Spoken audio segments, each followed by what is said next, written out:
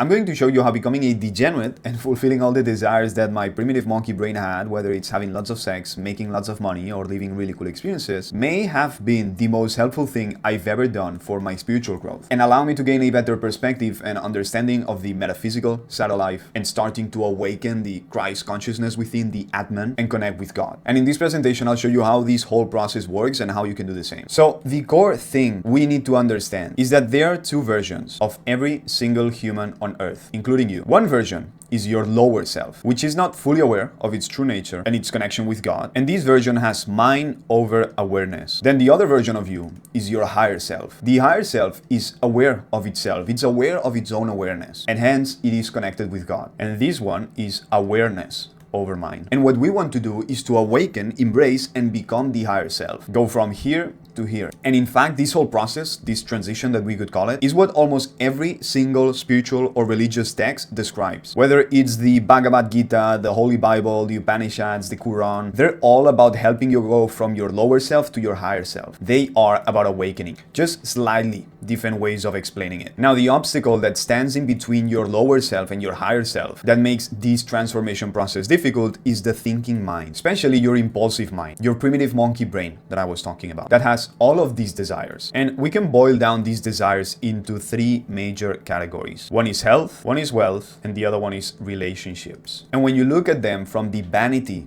standpoint, which is what a lot of time the monkey brain focuses on, that's when these three things become a trap, because they're never ending goals. You can never reach an endpoint. So for example, with health, through vanity, it becomes bodily aesthetics. But the thing is that you can always look better. With wealth, what it wants is money, so that you can attain luxury and power. But again, you can always have more money and power. And with relationships, through vanity, it can become sex and status. But same thing, you can always have more and more sex or gain more recognition and praise. Now, besides having vain and never-ending desires, this mind also operates in a suboptimal way in multiple circumstances. So for example, it can make you swing from one emotion to the next. It can be impulsive, short-term thinking, overanalyze, or just worry too much. So this mind is what we need to overcome. Now, there are many paths to do this, but we can boil it down to two major ones. Path number one is the path of abstinence, rejection, and letting go. What a lot of people attempt to do is just to realize that all these monkey desires that we have are insignificant and that they will not fulfill us. Because as I described before, all of those are infinite games. They're leading you nowhere and you will not find fulfillment in them. The problem is that this is easier said than done, because your brain can only understand things in two different ways. It can understand things emotionally, which means that it's an understanding that comes from some sort of experience, and it can understand things intellectually, which is an understanding that comes from reasoning and logic. And in order to truly change something in your life, and more specifically behavior, because it's sort of the thing that we're talking about here, you need both an emotional and an intellectual understanding. If you miss one of them, that's when people get stuck, and that's when they're only doing things halfway. They don't make progress, they stagnate, they fight some bad habit, some behavior, or attempt something new, but they retreat back to the old patterns. For example, in the context of overcoming these earthly desires that I described before, when I talked about sex and money, status, you can listen to guys like me who've been with lots of women, for example, and I can tell you that it's not that big of a deal and it's not going to fulfill you, or same thing with money. And you can intellectually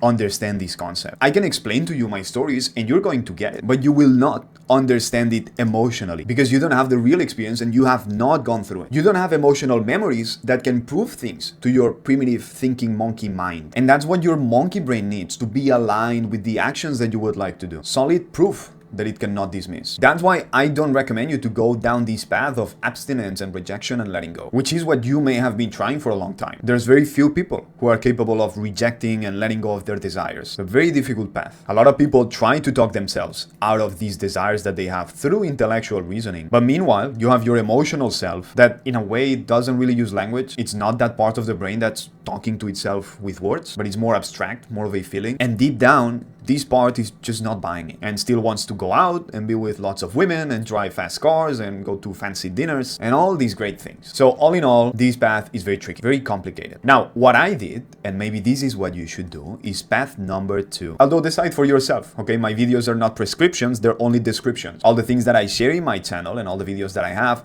come from my own experience, but you are the individual who must think by itself and decide whether to take it or leave it. So what I did is to take path number two, which, to make it fun and make it sound sound more interesting is the path of degeneracy, of indulging deep into all of the desires that the monkey mind has. And this doesn't just apply to sex and money and bodily aesthetics, but even bad habits, patterns of behavior, weird interests that you have, things that distract you. The path that I took is to go all in. But while I was being conscious about it, very aware, I embraced it. Not to do it halfway. Let your monkey brain be fully wrapped into whatever it craves, 100%. It's very important to be fully aware and have no judgment. There's this quote that Osho said, which is, awareness has to be brought into sin. He said, I don't condemn sin. I only indicate you sin, but with a conscious, alert, and aware mind. So if you're going to sin, sin fully. Don't do it halfway. Because if you think about it, progress in life is only made when you do things all the way. Half doing your health is not gonna cut it. Half doing your business project is not gonna cut it. Half doing your marriage is not gonna cut it. You either do it or you don't. Half doing things leads to stagnation. And funnily enough, that's the interesting thing with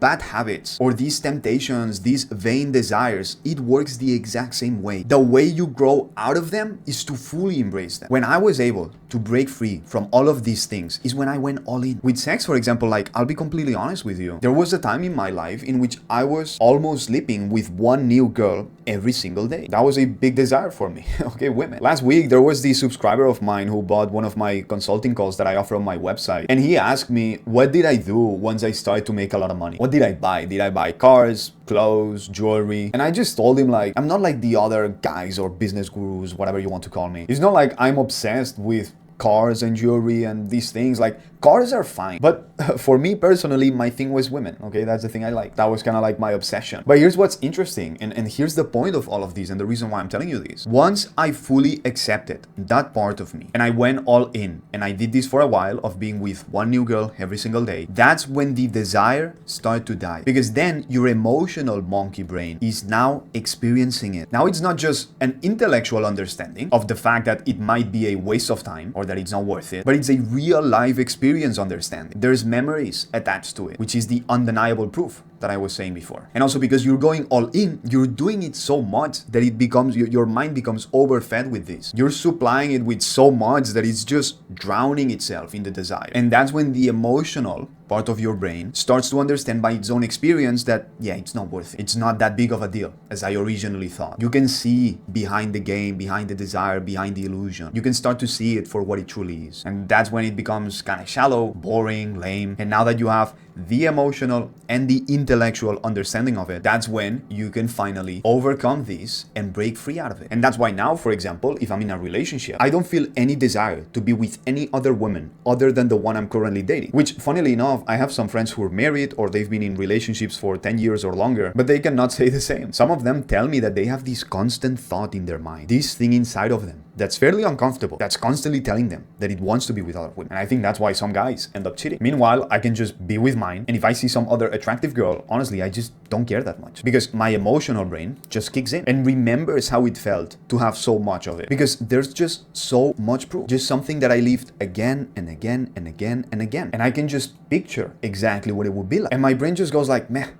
whatever, I don't need it. I value more this emotional connection that I have. And same thing with other bad habits. So for example, I used to be an avid gamer. I played a lot of video games, but same stuff, fully indulge in it, go degenerate mode, play for 1 week straight, non-stop, 12 hours a day. But while you do it, be conscious of it, be aware of it, bathe in it fully, and allow yourself to do that, but don't judge. Just observe your mind. Observe what's happening here. That's the most important part behind all of this. If you don't observe and you're not aware, none of this is going to work. When I did all of those things, I was observing my mind, analyzing like, what are all of these emotions? Where are all these thoughts and desires and feelings coming from? How are they being fulfilled? What is the purpose behind it? What are the triggers? How does it feel? What are the inner mechanisms of the mind that drive this physical body into wanting all of these and pursuing it and getting it? And then once you get it and you do it, how do I feel afterwards? Like, what I'm talking about here is a deep analysis of just observing your mind and your body from a third person point of view while being not judgmental about it. And yes, this could take a while. I'm not saying that you can fix it all in a week. It's going to depend on your personality, but over time it's doable. For me with women, it didn't take that much. I just had to do it for a short while to realize like,